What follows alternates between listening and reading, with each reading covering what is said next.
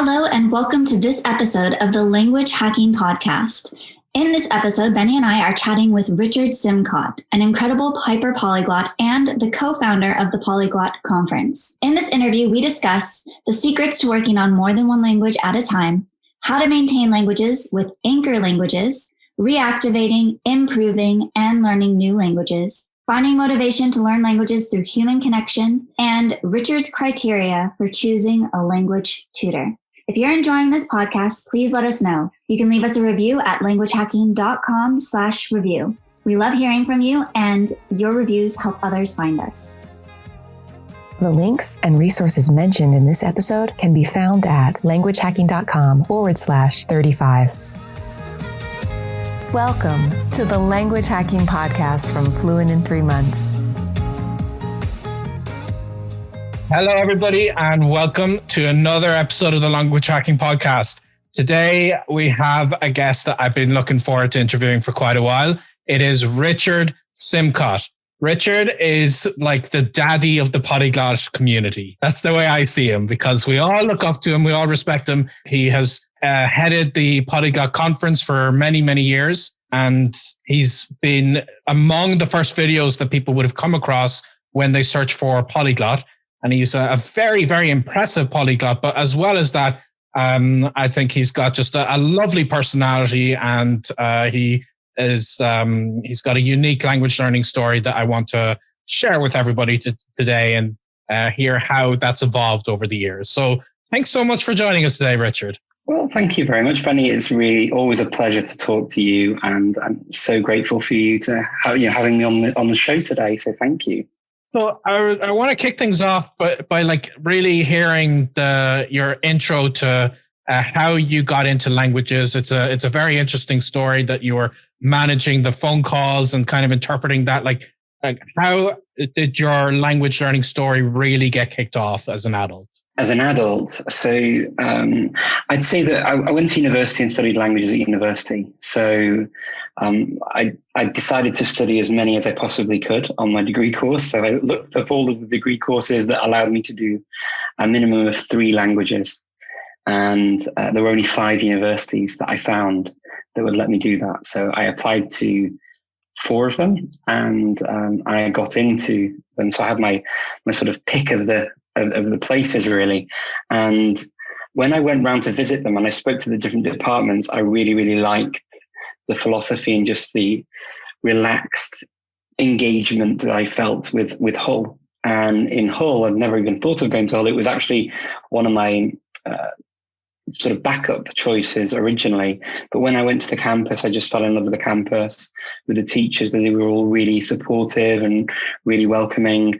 And they said, you can do your degree, but also if you want to sit in on other courses, or you want to do this, or you want to do that. At that time, it was just so open.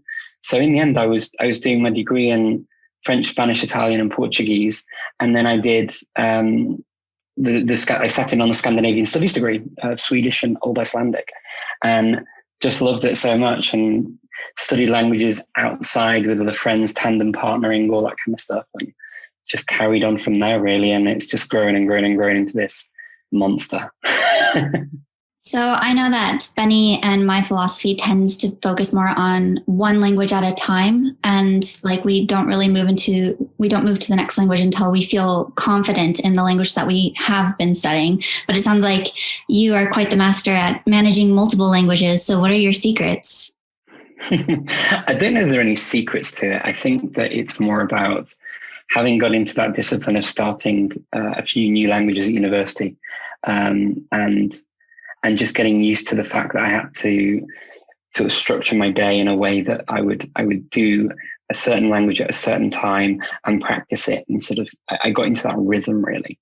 And the thing that I have learned is that it's very difficult to learn 2 similar languages at the same time, but it's a lot easier to start 2 or more projects where you have one language that's entirely new and another language that's similar to the ones you've already studied. In fact, it can be an advantage to do that, because you get this rush of you can communicate quite quickly. So, for example, I started learning I think it was Indonesian and Norwegian at the same time. It could have been another combination, but it was something like that, where a language where I'd not touched the group, and then the other language where I already spoke Swedish. And I was going to go to Norway on a trip to Svalbard in the very north, in the Arctic Circle. And I had something very concrete that I wanted to do. And I had my Teach Yourself book, and I went through the entire book.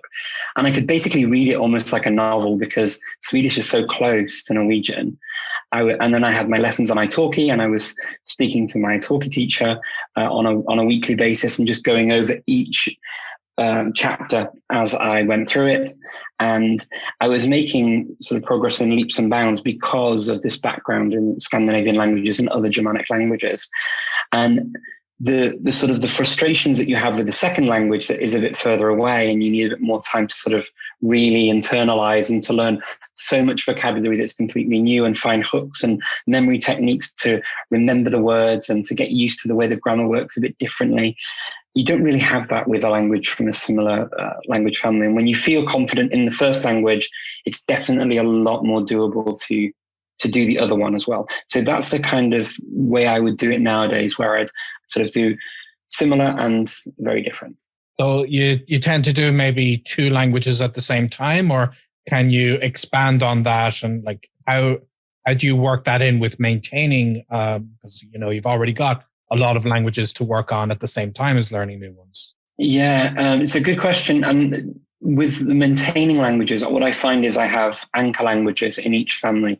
So they're languages in a certain language family that are particularly strong, and the other ones, depending on what I've done with them, would be more or less anchors. So they may go down to a point where I don't feel so confident speaking to a high level, or even at all, potentially. Whereas these strong anchor languages always remain. And that I find what happens is, with some of the anchor languages, they help me maintain this base level in the other languages. So when I speak Spanish, I'm constantly thinking of the Catalan way of saying things, or I'm always reminded of Catalan words and how it's different now. It's the same, because the way I've built up my memory of the vocabulary is based off the original language that I studied to a high level. So whenever I do it, I revisit these memory stories and tricks that I sort of did to get my these words in my head.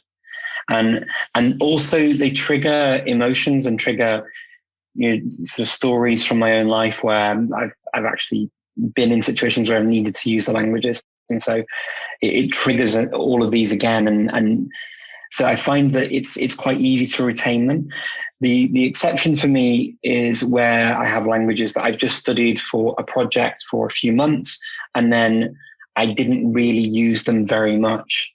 And then there aren't the same memories and triggers that have been in my mind long term to just retain even sometimes the rudimentary elements of the language, to put it together to speak it effectively as an active language. I may still have passive understanding, but I'd have to go back to it again to revisit it and to really pick it up again. And yes, I can expand on more languages. So sometimes what I'll do is I'll now tend to do projects where I'll look into languages. And as you quite rightly said, when you studied a number of languages and you speak a number of languages to a higher level, you can't possibly use them all the time. And so I'm very choosy as to what I do and to the level I study a new language. So I wouldn't, for example, aim for these highfalutin C2 type levels, or even a B2, or sometimes even a B1 level I wouldn't go for. I would be sticking around this A1, A2 if it's something I'm just going on a short trip, or mostly an A1 level is more than sufficient for holiday conversations. I mean, even an A1.1, which isn't even a full A1, is enough for a holiday. So I think sometimes we do devalue those levels, and having been through the process of studying Turkish and actually doing the A1 exam and the A2 exam and the B1 exam in that language, I really got a full appreciation as to what's involved at each of those levels. And even the points in between, so the sort of, the halfway point of the A1 course, actually, I could say a fair bit. And if I wanted to go on holiday to Turkey at that point, I really could have got by with the bit of Turkish that I'd studied at that point. And I find that the more and more I do of this, the easier it becomes to sort of make more and more connections and to keep that sort of linguistic core going and sort of burning. And I almost feel a need to keep doing that to reignite the sort of the fires of those stories and memories in my head. I'm curious to know what goes into the decision-making process for you when you're deciding whether to perhaps reactivate a language or learn a new language or even improve a currently active language. So how do you decide what you're going to focus on? I think I probably have a similar sort of thing in the beginning.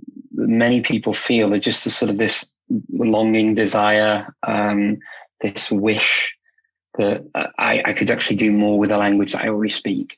And I've definitely had that with Albanian, Turkish, and Greek, where I can definitely get by in those three languages and I can communicate my ideas quite effectively. And I can understand them fairly well, some better than others in different areas, of course. But I always have that want, that desire to actually improve all three of those because, being based in the Balkans, they're quite big languages. You hear them all the time. I come across them very frequently. And so I do want to, I do feel that need. And sometimes it's based just off that pure raw emotion of I want to do it. Other times, like revisiting a language, it can be simply, I did this at the start of the COVID crisis with Indonesian. I did Indonesian as a project years ago. And I just was sitting at home and thought, I'm going to just do some italki lessons in a few of the languages I've done before and dabble in a few new ones, play with a few trial lessons, that kind of thing. And I just found this teacher for Indonesian, and the teacher was so nice. And I just really enjoyed the class. And so I've carried on doing these Indonesian lessons just once a week and brought and revived my Indonesian. Not saying it's any good. It's not good. It's an okay level to get by as a tourist and to talk generally about what I do in life and that kind of stuff. But it's a lot of fun to do. And that was a complete accident, but it was because of that personal connection and that person I met through italki. The teacher was just super, super nice and just made me want to be able to speak it again. I don't know. It's very strange, but it is quite personal.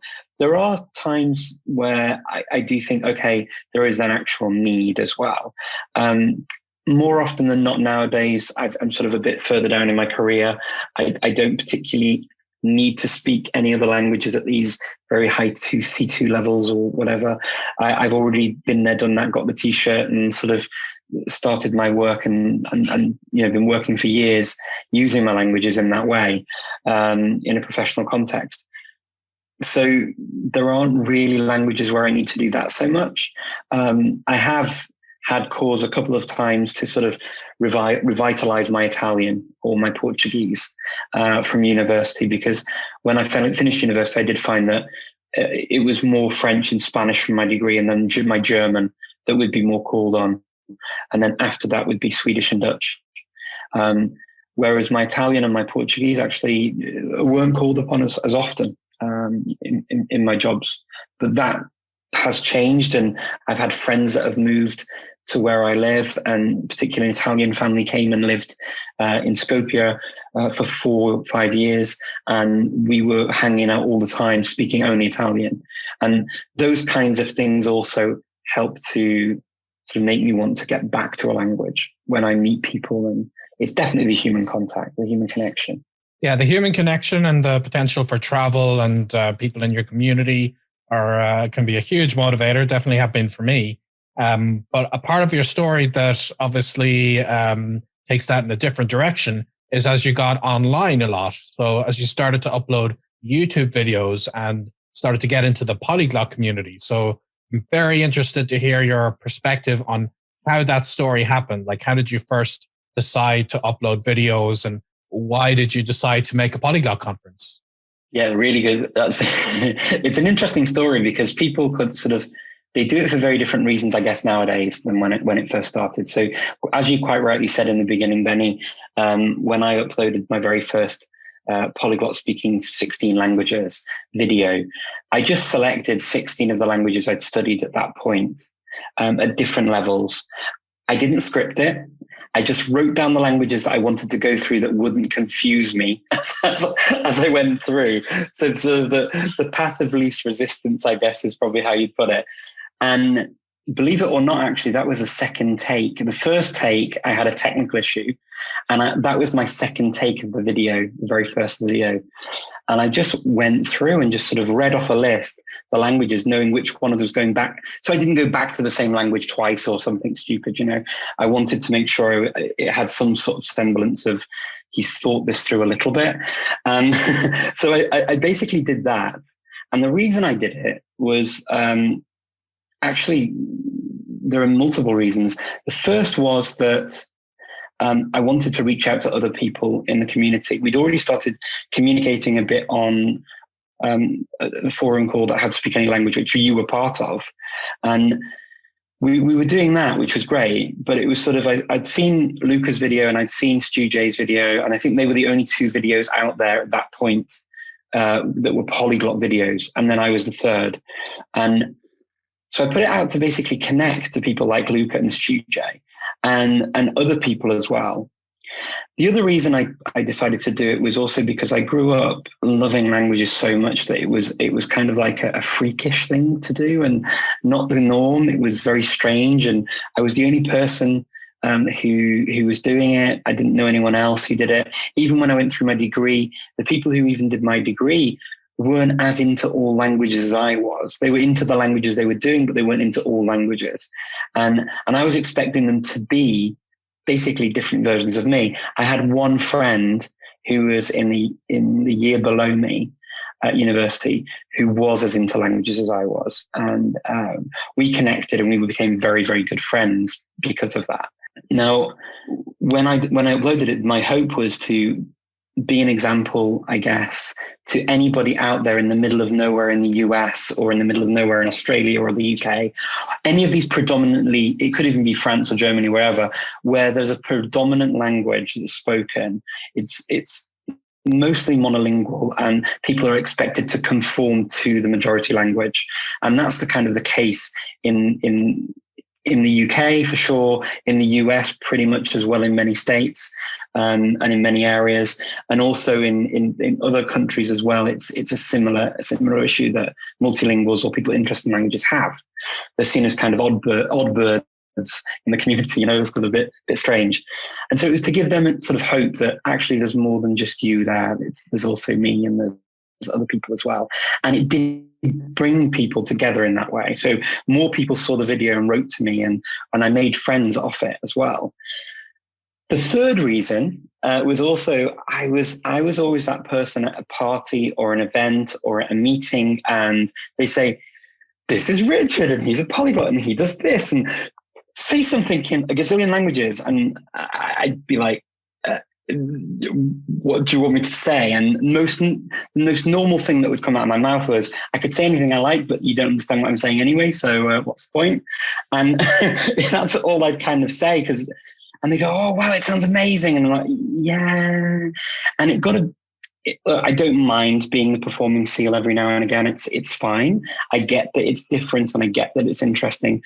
But also I thought for those people that have that desire to just to be able to sort of point at me and say, "Listen to him do that," it gives them an outlet to do that. And that's it's an outlet that I understand, and it's an outlet that I get.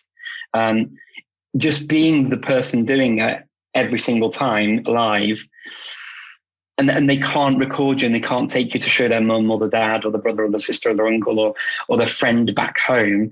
Now they've got these videos that they can show people and they can share them. And this is kind of what the internet did. And this is what we see now with TikTok, with everything else. More and more people are finding their voices, and they can be shown to other people, downloaded, shared, all this kind of stuff. And this was kind of the start of that with YouTube. And they're the three main reasons why I did it in the beginning. And all three reasons actually worked out really, really well for me, because I made some super, super duper friends, including you, Benny, and Shannon. I know you through this community too. So, I mean, fantastic. And then the other reason of making it feel normal, every time I go to an event now, I get people come up to me and they say, do you know what? I went to school when you put your video out, but I was the only one that liked languages. And they confirmed this thought that I had, saying, but because of you, I wasn't embarrassed. I carried on and I felt motivated and enthusiastic about languages. And now I'm doing my master's degree or my PhD. And I was like, that's so, so humbling to hear a story like that when you put this video out and you don't know if anybody's going to listen to it. It could go out and it's like you're playing it to crickets, right? You just don't know. But my hope was that if you have ears, you will hear. So if you want to listen to it, you will. And then the third reason of this sort of showing people were doing that too. And that's always great because it means that people write to you and say, oh, I didn't realize you did this, didn't realize you did that. It's amazing. So in all three areas, I think it did its job. And the second question was about the Polyglot Conference. So I know it took a bit of time over that, but I hope it's a useful answer. The second bit about the Polyglot Conference was basically with this happening on YouTube, some of us started meeting up in person. So Luca and I were the first to do this. Luca flew over to my house. I was living in Chester in the UK at the time. And he came and spent a week with me in my house in Chester. And we just got on really, really well. And we just carried on meeting up. And then we met up with more people. Susanna Zorajski came to Poland. We met up in Poland. And we met up I met with some people who'd seen me online. Like I was walking down the street and Michał Greszkowiak just saw me in Poznan and went, I know you. And he came up to me and he was, you're the guy from YouTube. You're the guy that speaks the languages. And I was like, yeah, that's kind of me. And we became really good friends from that chance meeting on a street in Poznan. And we've remained friends ever since. And these people, we all started getting together and we were talking and meeting up deliberately. And Luca and I were just talking in Poznan and we just said, it's so good to get together. And we never get to have this time kind of together time and break bread with people who are so enthusiastic about languages and love languages. And we just said, wouldn't it be cool to do this? And we just thought, yeah, let's go for it. And so I started working. In the beginning, Luca and I were working on it together, and we were started thinking about it and brainstorming some ideas. And then it sort of got to the point where I needed to sort of really focus on some of the detail. And Luca had other things going on. And I was like, do you want me to move it forward? What do you think? And he went, yeah, go for it. And I'd had experience putting together conferences when I worked at the Foreign Office in the UK. So I kind of had that background in conference organizing. And I was just like, I'm going to just go for this. And Luca came and I said, you can be my pretty face and the conference and just be there and just charm everyone. And he did, and he was wonderful. And we got loads of people on stage. We brought people from all over the world, 140 people. And you were one of them, Benny, came from all over the world, from this forum, from this community that had just formed. And we were in Budapest and it was a magical weekend. And it's since blossomed from there to inspire other conferences, and itself has grown. And it's a pity we didn't get to have it this year, but I'm sure it'll continue many, many years moving forward as an opportunity for people passionate about languages to get together. Especially because like that idea that you have to be a polyglot, like that's the one thing in any time it comes up in a conversation, that people are always like, no. You don't have to be a polyglot. No, exactly. Absolutely. And I mean, the only reason it was called the Polyglot Conference is it was born out of that community that labeled itself the polyglot community.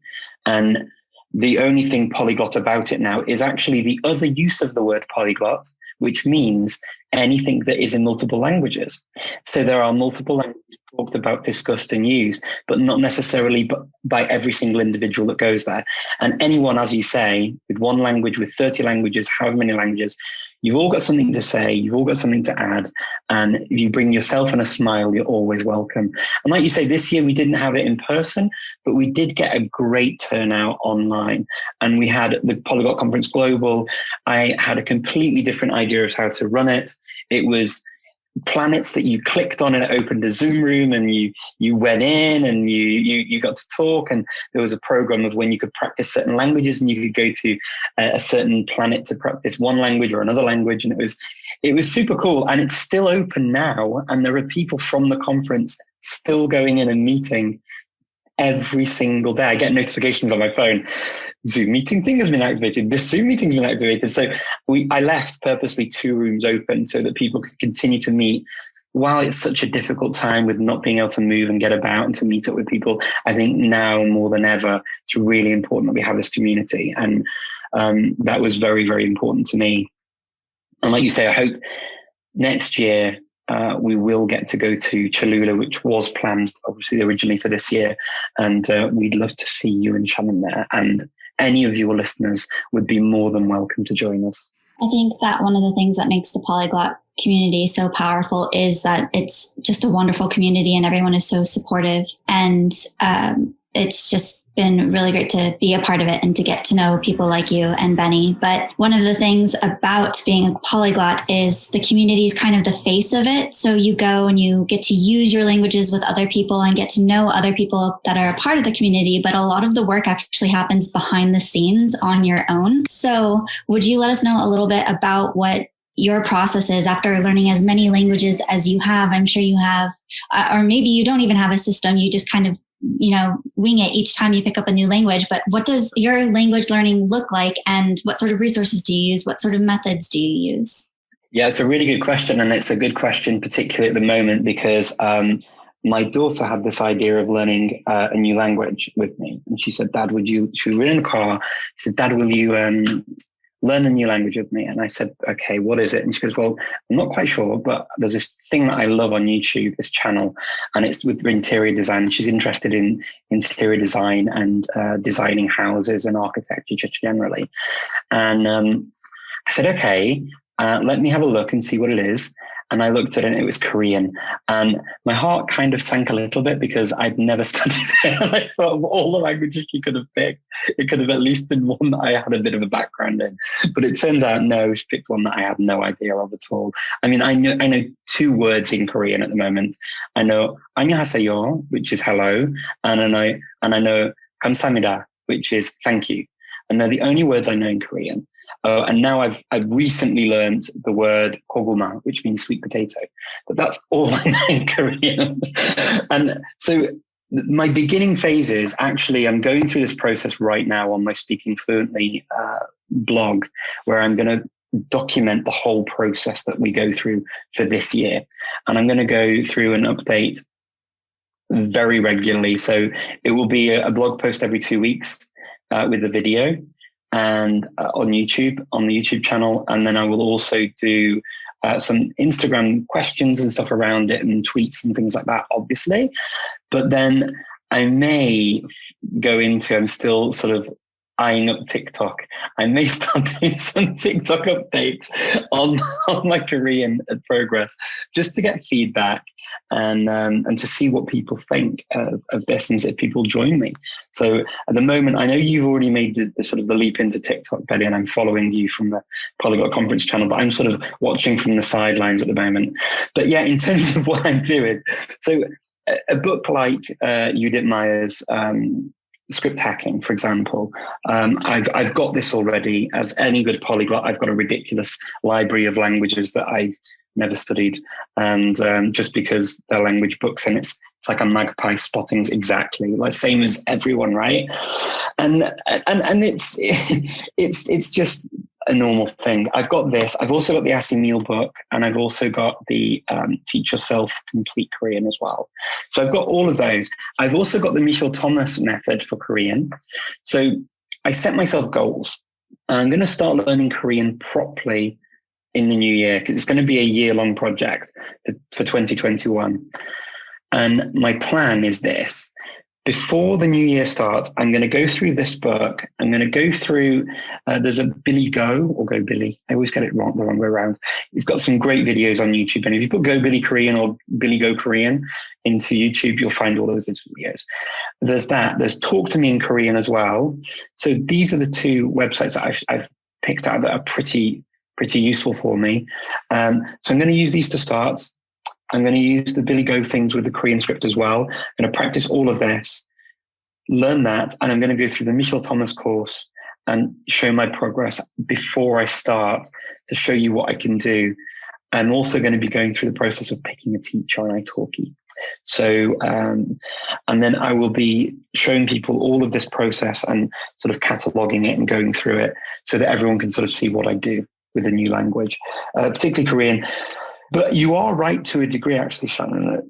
It's not a one size fits all for me with language learning, because what I do for Korean and what I would do with Ukrainian, for example, were I to study Ukrainian, would be quite different. Because Ukrainian, I already can read the script pretty fluently. I already have a background in Russian and other Slavic languages that are in the same. So Russian's obviously in the same subgroup of the Slavic languages as Ukrainian. I also speak other languages that are related to from the West Slavic group that I've studied, like Slovak and Czech. And so I can kind of understand that language. Were I to study that, there would be a very different way of going about it. The good thing about me taking on Korean is that this, I think, is going to be a method and a way of doing it that will work for anybody new to learning languages. The idea of how I divide my time, what I do for my lessons, what I do for revising, the goals that I set, because hopefully they will be transferable to anybody learning a language. So 2 weeks to learn the script and to do the Michel Thomas method course. They are my goals for the next 2 weeks until the end of this year.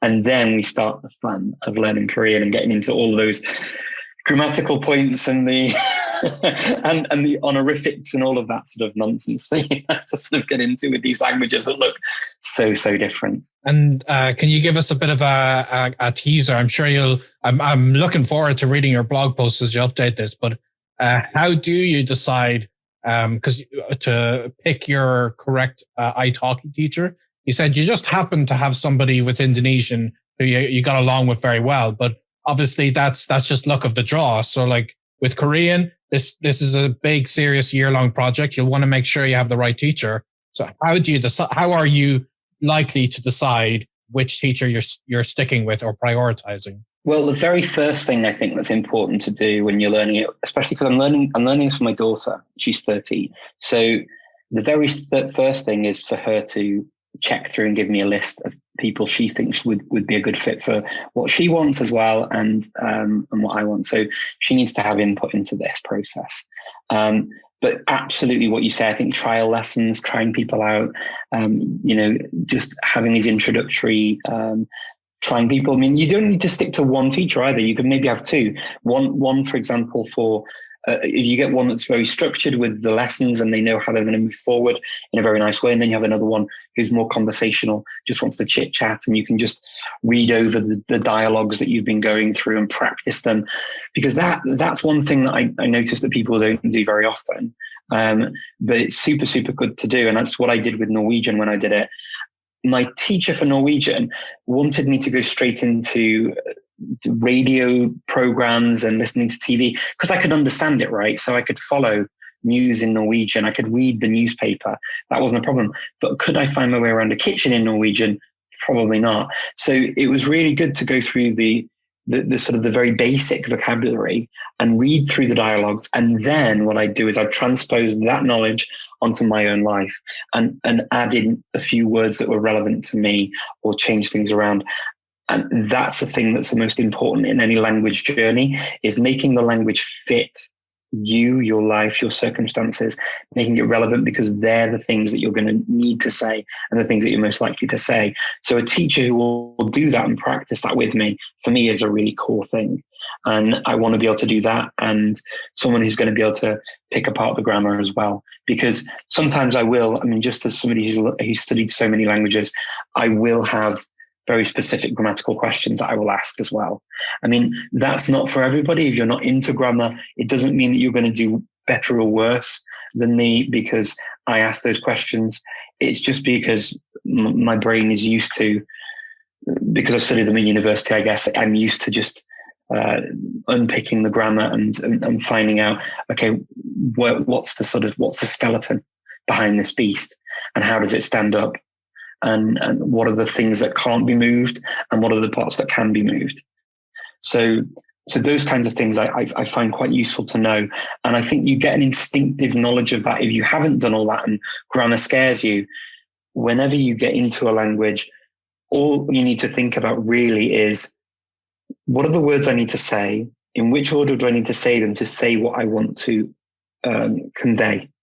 What do I want to communicate, and how do I use the grammar to communicate it and the vocabulary? And really, once you get those patterns in your head, that's all the grammar is. It's just patterns of how the language works. So anybody who's listening to me saying, "Oh wow, he's doing all this and that doesn't apply to me," absolutely not at all. It's literally learning the patterns, and all I'm doing is a slight shortcut of that by asking what those patterns are in advance. It doesn't mean I learn it more quickly. All it means is I know what to look out for. And you will get intuitively, you pick that up, I think, as any learner does over time. So you're learning Korean with your daughter, but this isn't the first kind of, I guess, language experience you've had with her. You also shared several languages with her over the years. So what are some of the things that you've seen to have worked in sharing languages with your children? So my daughter's now, as I say, 13. From day one when she was born, my wife and I have only ever spoken Macedonian. So my home language is Macedonian, and we've never spoken English as a couple. So when our daughter was born, it was really important that we definitely did that, even though she was born in the UK and we lived in the UK for the first 3 years of her life. It was particularly important that we were very strong in our Macedonian, because it's a small language on the global sort of stage, and particularly in the UK, you don't hear Macedonian spoken very often. So it was really important that we kept that, and her Macedonian as a result was strong. But I also wanted, obviously, to speak to her in English, because English is my mother tongue and it's the language I spoke growing up.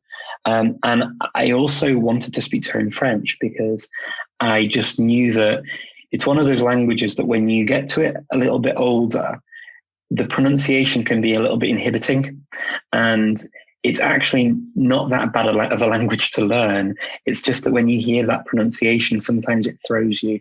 And I wanted to just give her that so that she didn't have to work for it. And so I spoke to her in English and French from birth until she was 18 months old.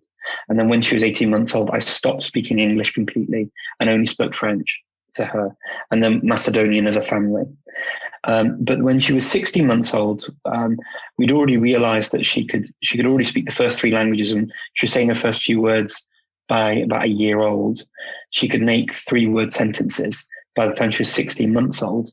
And she was doing that in the 3 languages. And we were like, wow, well, that's pretty cool. Maybe she can handle more. And we'd done some research on bilingualism, raising bilingual, multilingual children. And one of the pieces of research that we looked at was that actually you can just speak for an hour a day to a child and have interaction, and they will learn the language. And with a toddler, that's super easy. With a baby to a toddler, that's super easy, because all you need to do is play, and they're not going to reject it very easily, because they can't vocalize that at that point. So we were trying to decide between German and Spanish, and we couldn't. So we just said, oh, we'll try both, and we'll see how she gets on with it, and if she has a preference. So I started going out with her to different places for an hour a day to play in German and to play in Spanish. And we played in those languages. And after 2 months, she started preferring words from German and Spanish in with the other languages that she spoke, which was really interesting. Like, she preferred the word for flower in German. So she'd say Blume. And it really struck us that, oh, these languages are actually becoming part of who she is. And as she grew, I mean, I could talk about this for hours now. This would be maybe a series of podcasts or an entire book. But yeah, I mean, to sort of not go into too much depth, but to give you an idea, as her life has developed and she started school, there have been adaptations that we've needed to make so that she's got her schooling in. I'm very much of the opinion that I didn't want her to be this robotic child that had to learn all of the languages perfectly, that had to write them all perfectly, that had to do all of the subjects in all of them perfectly, and know every single word in every single language is at the same level. I just don't believe in that philosophy at all. In fact, if a child shows an interest, definitely feed that interest. But as a bog standard for me, first of all, I thought it was a bit unfair for me to do that and to make that decision for her. Whereas I was giving her a gift of understanding 5 languages, right? Or 4 languages from my side and then Macedonian from my wife's side. And I thought that's already enough. And if she gets how those languages work intuitively in her brain from a young age, that's not going to go away. She may be more or less fluent or more or less able to manage vocabulary over time, but the grammatical structures, they are imprinted already, and she's got them, and the pronunciation is also a lot easier as well.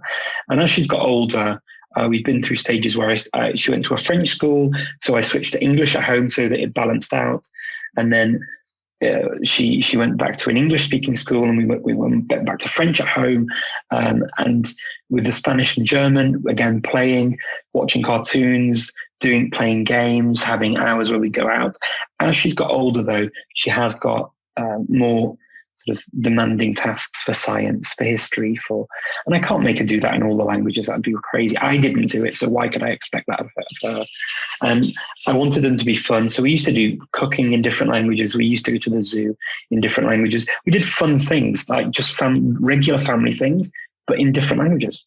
And that's kind of been my philosophy throughout. And yeah, she's now shown an interest in doing Korean, and we'll see how it goes. But there's zero pressure. If she decides after a few months she doesn't want to do it, or she's got other things she wants to focus on, that's fine too. She plays the piano and she likes the piano.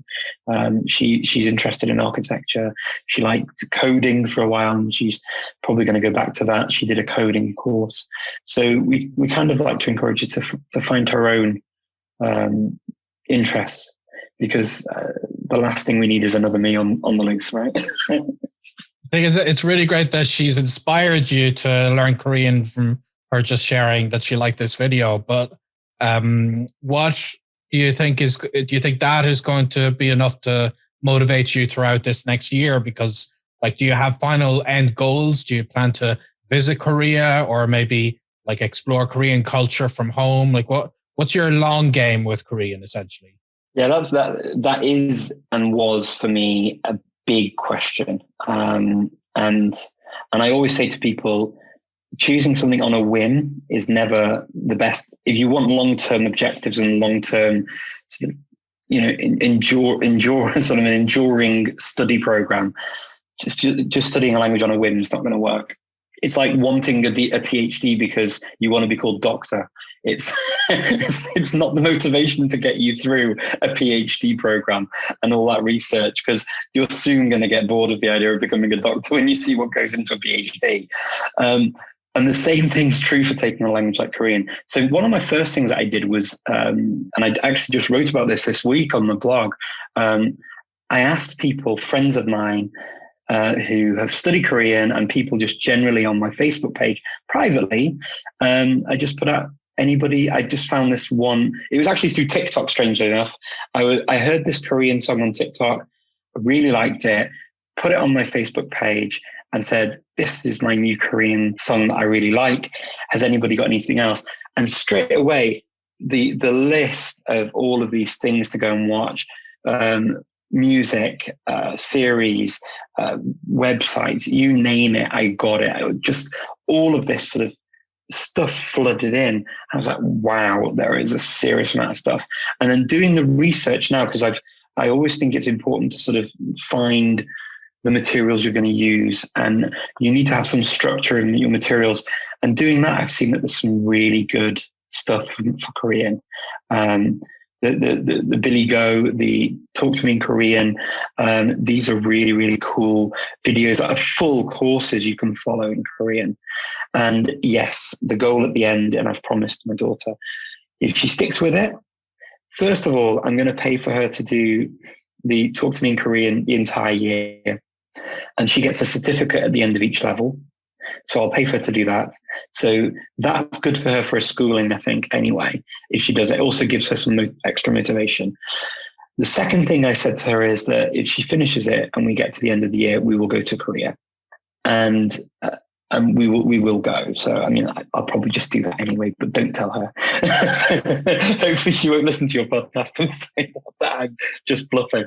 But this is good parenting. Listen to this, guys. So I basically, I've just completely bluffed and said, yeah, well, I'll take you to Korea. And I really do want to take her, and I want to take my wife as well. She endures all of my language ridiculousness and has done for so many years. So I feel it's only fair. And also there's a kind of a selfish need as well. I've always fancied going to that zone in between the two Koreas.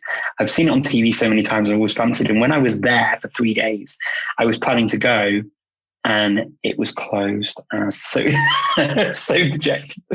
And so I really want to go and see that. And I want to see many of the things in Korea that, So yes, there is definitely a desire to do it. And there are so many cool people like Lindy Bortus and Christine, of course, who speak Korean, who are in our community and have done really, really well with it. And yeah, there are a number of Korean speakers and aficionados. I'm sure I'm going to continue to get a lot of great support. And already on social media, since I launched this, people have said, yeah, and I'll support you, and yeah, and I'll reach out to you, and yeah, I'm going to follow along, and I'm going to do this too, and I'm going to do a different language. And we've agreed that we're going to just keep tabs on each other. I think that's really good. That's kind of what a coach is. You're like a fitness coach, but like a language coach. And I know people work as language coaches, and it's kind of like a free language coach kind of thing, I guess. Let's just keep each other motivated on just sort of publicly as well, and I think that's good. And it fits in with the kind of thing you do with your challenges as well. I think they work because communities work. It's certainly great for accountability. Mm-hmm, absolutely. So one of the questions that we like to ask everyone who comes on the podcast, because it is the Language Hacking Podcast, is what is language hacking to you? Language hacking to me is using the knowledge that you've got to make the most out of the knowledge you want to acquire. Do you want me to expand on that? Because you're looking at me as if to say, what on earth are you talking about? Yeah, you've got me a bit speechless at how concisely beautiful that definition is. So I definitely want to hear more. I feel like you planned that. You prepared, didn't you? Absolutely didn't. So what that means is kind of, it's taking the idea of the Michel Thomas method, really, and that's how Michel Thomas devised his method. But I think that pretty much most polyglots work in this way anyway, and most successful language learners do this. It's understanding what you have in common with your new language that you want to acquire and leveraging the vocabulary and the grammatical structures that you already have. So, as an example of vocabulary from English, which is a very commonly spoken language, and many people out there will speak it. You know that if you learn any Romance language and you've got a TION or an ITY, the chances are there's a very similar word in those languages. Information, information, información, whatever you want to call it, it's the same word. So you get all of these free words, right? And there are loads of them. You also get, if you go into the Germanic languages, some similar things as well, but also from a grammatical point of view, when we think of like German verbs or Swedish verbs and all that, we're thinking, it's a minefield. Actually, we just got to remind ourselves why English is called the Germanic language. Well, it has Germanic language features, and one of those is strong verbs. So I swim, swam, swum. And that is something that you see, those patterns you see constantly in all of the Germanic languages. And it helps you remember, retain, and reproduce them very, very quickly. And we talk about phrasal verbs in English, which as foreigners listening to this who have learned English as a second language will think phrasal verbs, okay. But as native English speakers, we don't often think of phrasal verbs at all because when we weren't taught about phrasal verbs necessarily at school, we just know them: to live by, to live with, to live on, to live, to go through, to put down, to, well, all these kind of things that go with different prepositions or different words with a verb, and it changes the meaning. To put up with, to put down have very different meanings, but the verb is put, right?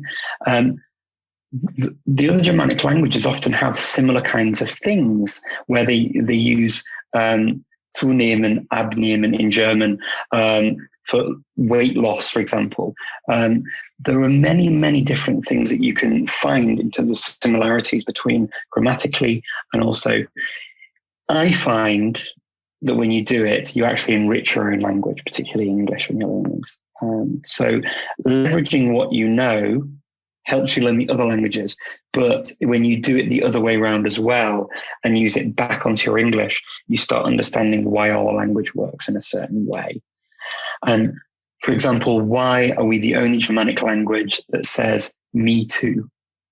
And why is French the only language that says moi aussi instead of I too or je aussi? We don't say that in those languages because French and English have that shared thing in common. It's a bit weird. But all the other Romance languages will say I too, and the same as the Germanic languages will say I too. So you learn these funny, quirky things. It's cool. Yeah, it definitely gives you a new perspective on things that, different as all these languages are. You see this sense of familiarity that even the vastly different ones have some commonalities that are beyond just being in the same language family. So it's definitely an interesting, fascinating journey. In terms of like your own journey, obviously we'll share in the show notes for people links to your blog so they can check out your Korean project. But as a final question, I'm very curious to see like what are you thinking very long term, like 5 or 10 years, because you're just learning like all the languages. You've got such a wider range of them. Like, are you becoming an evil supervillain to take over the world? Like, what's your end goal here? You got me, Benny. Yeah, it's to take over the world, sort of. Dr. Evil style. Yeah, definitely. So no, what I would like to do is I like to delve into new languages. I definitely see championing vulnerable, endangered, and indigenous languages is something I want to continue doing. That's a common theme of the Polyglot Conference year on year. And it's something I believe in. It's something I want to invest time and resources into doing as well. But then in terms of my own goals too, 5 years time, my daughter will be 18. She'll go off to university and it will be a different phase in our existence because we won't be at home. We won't be doing school runs. We won't be doing all these things in the same way. So very much I see that phase as doing sort of some more in-country type things, taking on languages. I imagine also Far Eastern languages because I have family in Thailand and I've got connections to the Far East. So they're languages that I've not had much chance or call to use in my life so far, simply because my job's been busy with lots of European languages mainly. But the languages I've delved into, and I'd like to take them forward. But I also see it as more and more projects like that, just exploring, not worrying if I forget a language in the future. If I forget something or it gets so rusty, it's almost not even recognizable as a language that I've studied. I'm not gonna lose any sleep over it. I've been through that process, and my Finnish from a level where I could communicate to a basic level is at the moment very dormant. And I don't lose any sleep over that at all. Although I love the Finnish language and my experience in Finland was fantastic. I expect that I'll get more of those experiences, but also I may hit on a new language that becomes a new normal language for me to speak, like Turkish or Albanian, or Serbian. These languages that I've just fallen into, and Bulgarian as well. I'm very passionate about Bulgarian and Bulgaria. I love Bulgaria, and these are all languages that because living in the Balkans, you're in contact with them, and you build a relationship with the countries, the people, and the languages themselves. So more of that in more places. More and more places, and you're going to be continuing to share your story with us online, and I will definitely enjoy following along with that. So people should definitely check out his blog, his social media channels, and of course the Polyglot Conference. People are very welcome to that. You'll very likely find me there for many, many years to come, as well as Richard and Shannon and lots of other people who love to check these things out. So that's been a very interesting chat. Thank you so much, Richard. Thank you for having me. And until the next one, we'll wish everybody a very happy language learning. So at the end of every episode, Benny and I like to share a takeaway from the discussion we had with our guest. And today for me, one of the things that Richard shared was this idea of using anchor languages, which is not something that I'd considered before. And especially as you start to learn a larger number of languages, these anchor languages could be really important for you in maintaining these groups of languages. And for me, I've always thought of languages on an individual level and not necessarily as a part of a family, or having one language in a family being my anchor for that entire family. So that was something really interesting for me, and definitely something that I'm going to think about in the future as I continue adding and even just moving around between my languages, so that I'm not so stressed, like let's say with losing my Italian, and I can actually think of my French as an anchor for the Italian language. So what about you, Benny? What was your takeaway?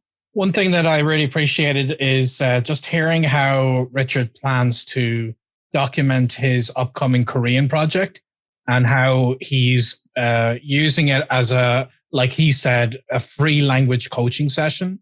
And this is something that I did quite a lot when I first started my blog. And I have taken a big break of several years away from that. And I'm very much inspired by Richard to try to get that back into my routine in the upcoming year. So I'm hoping I'll definitely be following along in his blog and seeing how he's doing it, and taking a leaf out of his book and trying to share my own language learning documentation with the world, because I've found it definitely helped with me to have that public accountability. One of the things that inspired the challenge, but also I really like what Richard was saying, that it's very good for inspiring other people who just see how you're doing, even if they're not learning that same language. And I really want to get back into doing that myself. And Richard has reminded me of the many benefits of that. So I'll definitely be taking that into account in my upcoming year. I think that that's a really interesting takeaway, especially because community was such a big theme in our discussion with Richard, and how reaching out, having conversations with the community really helps in accountability, and then in also just getting help with the language. You might get recommendations, or you might get tips or suggestions, or even feedback that help you really make progress with your language. So I would say that if we were to kind of pick one big takeaway from this episode, something that listeners could take as an immediately actionable step, it would be to go ahead and document what you're doing in some way and then share it. The Fluent in 3 Months community is a great place to do it. So you can go to the Facebook page and share what you're doing there. There'll be plenty of people who would love to see what you're doing and what your process is, because we can all learn from one another in sharing the ways that we learn languages and what's working for us. So that would be it for this episode. If you enjoyed the episode, again, you can leave us a review at languagehacking.com/review. And that's it. So until next time, happy language learning. We hope you enjoyed this episode of the Language Hacking Podcast. Subscribe on Apple Podcasts, Stitcher, Spotify, YouTube, or wherever you get your podcasts. If you found this episode valuable and want to help us out, please leave a review at languagehacking.com/review. The Language Hacking Podcast is presented by Benny Lewis and Shannon Kennedy and produced by David Sobel, with special thanks to the Fluent in 3 Months team. The theme music was written and performed by Shannon Kennedy. Find the show notes at languagehacking.com/podcast. Thanks for listening, and happy language learning.